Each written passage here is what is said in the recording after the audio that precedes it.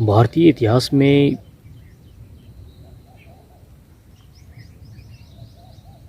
भारतीय परंपरा को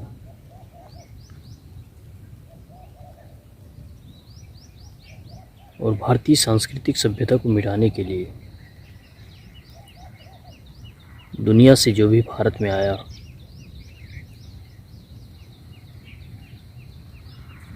वो भारत को, उसके अस्तित्व को और भारत की सांस्कृतिक सभ्यता को भी नष्ट करने का बहुत ही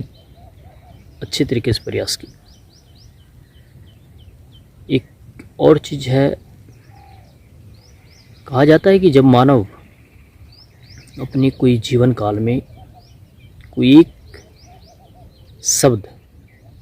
या कोई एक वाक्य का निर्माण करता है, या कोई व्यक्ति एक पेज का शायरी और कोई एक किताब लिखता है, तो उसको दुनिया में लोग जो है एक बहुत बड़े राइटर और बहुत बड़े ज्ञानी के रूप में दुनिया को दिखाया जाता है। लेकिन जब हमारे भारतीय इतिहास के पन्नों को कुछ लोगों ने जला दिया, भारतीय इतिहास की परंपरा को जो है, जो हमारे ज्ञान की संग्रह था, जो हमारे पूर्वज लोग हमारे ग्रंथों को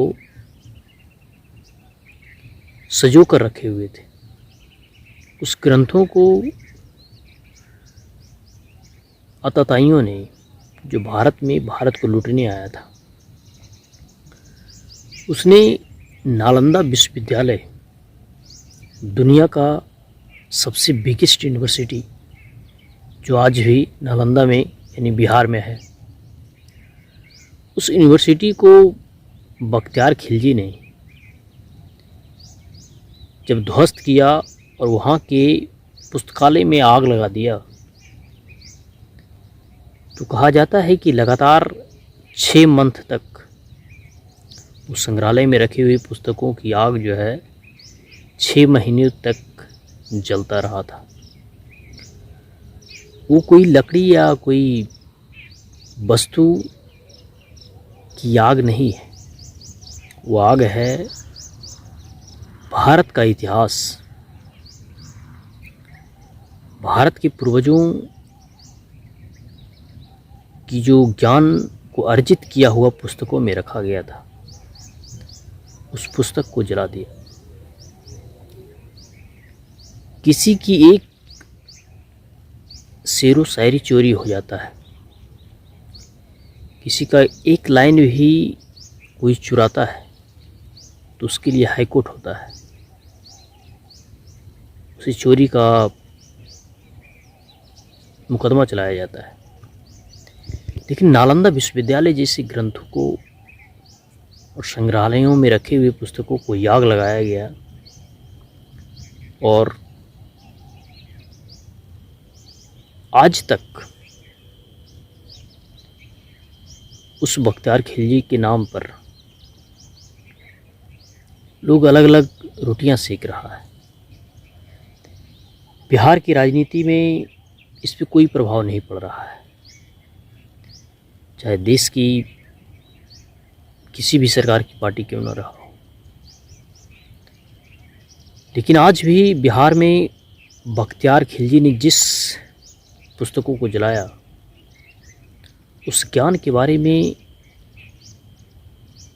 दुनिया अनभिज्ञ है कि आखिर वो किताबों में, उस पुस्तकों में क्या था,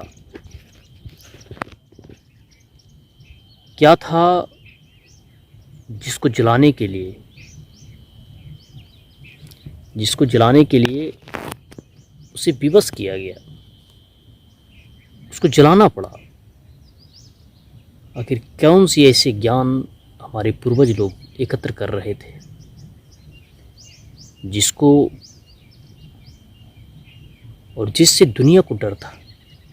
कि इस ज्ञान का यदि पता चल जाता है, इतनी बड़ी बड़ी ज्ञानें उसमें लिखी हुई थी, उसकी डर और इस नालंदा विश्वविद्यालय को जलाने की जो बीच की जो घटना है, वो कहीं ना कहीं हम भारतीयों को एक प्रेरणा के रूप में काम करने का भी काम कर रहा है। आज भी बिहार में बख्तियारपुर रेलवे स्टेशन है, आज तक उसके इतिहास को हम लोग मिटा नहीं पाए हैं। तो ये हमारे और हमारे देश के लिए दुर्भाग्य है। इतनी बड़ी ज्ञान की पूंजी जो हमारे पूर्वजों के द्वारा संग्रह करके रखा हुआ संग्रहालय में और पुस्तकालय में जो रखा हुआ, लाइब्रेरियों में रखी हुई पुस्तकों को जलाना, ये आज तक भारतीयों की रगों में और भारतीय युवाओं के मनों में कभी क्वेश्चन नहीं आया कि कितनी बड़ी बड़ी ज्ञानें उस नालंदा विश्वविद्यालय में, उस किताबों में हो सकता था, और क्या था जो जलकर राख हो गया। आज भी हमारे इतिहास के पन्नों में वो किताबें कहीं और नहीं दिखता है। इसकी जिम्मेदारी हम भारतीय युवाओं की है, जिसे एक बार पूरे देश को रिमाइंड करने की आवश्यकता है। क्योंकि आज जब हम देख रहे हैं कि दुनिया जब अंतरिक्ष की रिसर्च करता है और करोड़ों खरबों मिलियन ट्रिलियन रुपीज का खर्च करने के बाद भी यदि वह एक शब्दों में कहे कि अंतरिक्ष की जो ज्ञान है, यहाँ से पृथ्वी से अंतरिक्ष की जो समय की जो सीमा को गणना करने वाला भारतीय पंचांग में जो कुछ है, वो आज भी हमारे पास नहीं है। तो आप पता लगा सकते हैं कि भारतीय पंचांग और जो कैलेंडर है, जो ग्रह और नक्षत्रों के बारे में पंडित जी का पत्रा जिसे कहा जाता है, वो आज भी दुनिया को प्रेरणा दे रहा है। तो आप सोच सकते हैं कि हमारे पुस्तकों में हमारे पूर्वजों ने किन किन बिंदुओं पर कितने बड़े बड़े ज्ञान उन्होंने अर्जित कर रखा होगा, जिसको बख्तियार खिलजी नालंदा विश्वविद्यालय में रखा हुआ पुस्तकालय को चलाने के लिए और उस यूनिवर्सिटी को ध्वस्त करने का प्रयास और मिटाया भी। आज भी बिहार में नालंदा खंडहर के रूप में जाना जाता है। दुनिया के बौद्ध धर्म वाले लोग वहाँ आते हैं और महसूस करते हैं कि आखिर कितनी बर्बरता के साथ उस यूनिवर्सिटी को जलाया गया। समय है हम भारतीय युवाओं की, जिसे अपनी सांस्कृतिक सभ्यता यानी भारतीय सांस्कृतिक सभ्यता में लिखे गए पुस्तकों के बारे में